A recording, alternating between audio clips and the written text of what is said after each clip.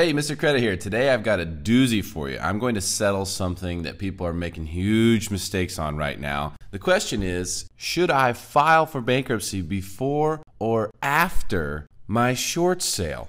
Well, there's no question that bankruptcy and short sale go hand in hand. However, it's very important to file the bankruptcy before you do a short sale.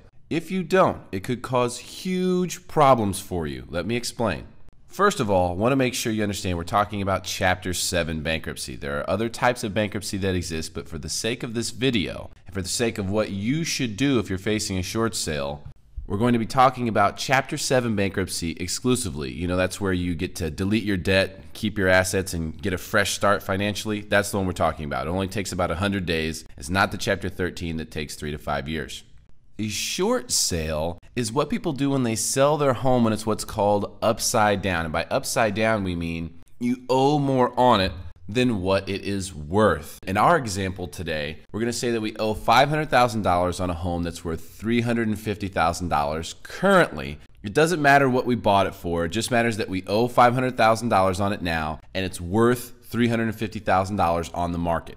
So why is there all this confusion about which one you're supposed to do first? Well, I can tell you it's pretty simple. Your real estate professional is likely going to tell you need to do the short sale first, and your bankruptcy professional is likely to tell you need to do the bankruptcy first. Of course. If you ask a barber if you need a haircut, what's he going to say? So you have to understand the reality of the situation, because every service provider has an understandable objective to get paid for the service they provide. So of course they're going to tell you you should use their service first, but you need to know the truth about how this works. As much as I like this cartoon, the egg came first. Everybody knows that. Okay, so here's what happens if you do the short sale before you file for bankruptcy.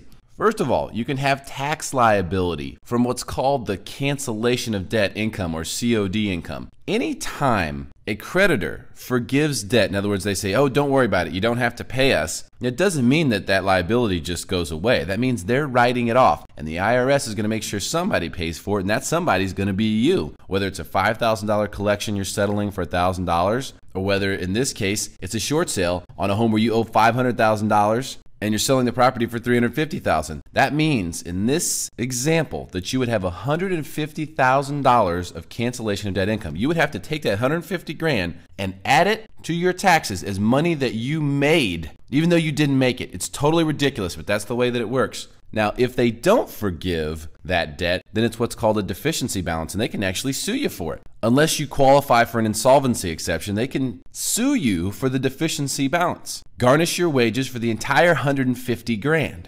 This can create a significant amount of stress and anxiety for the former homeowner. But the worst part is, in doing the short sale first, you can actually hurt your chances to qualify for the bankruptcy. Remember, with Chapter 7 bankruptcy, it doesn't matter how much money you make. It matters how much money you make versus what liabilities you have. And when you short sale the property and it's gone, now you don't have that liability. You don't have that mortgage payment anymore. So that can significantly hurt your chances to qualify for the bankruptcy. And if you don't qualify, now you're getting sued, or you have this huge income liability, and there's nothing you can do about it. However, if you file the bankruptcy before you do the short sale, you will have no tax liability because there will be no cancellation of debt income. The debt will be deleted in the bankruptcy. That deficiency balance will also be terminated as unsecured debt. You will also have the opportunity to delete all of your credit card debts in the Chapter 7, along with any judgments, personal loans, medical bills, any other unsecured debt will also be deleted. So you will be completely debt-free. You have nothing hanging over your head. If your attorney knows what they're doing, you will be able to continue processing the short sale during the 100 days that it takes to execute and discharge the Chapter 7 bankruptcy. You have to have an attorney who knows what they're doing. Reach out to me if you need help with that, because the attorney can mess this up, but you have to get me involved to make sure that this happens the way it's supposed to.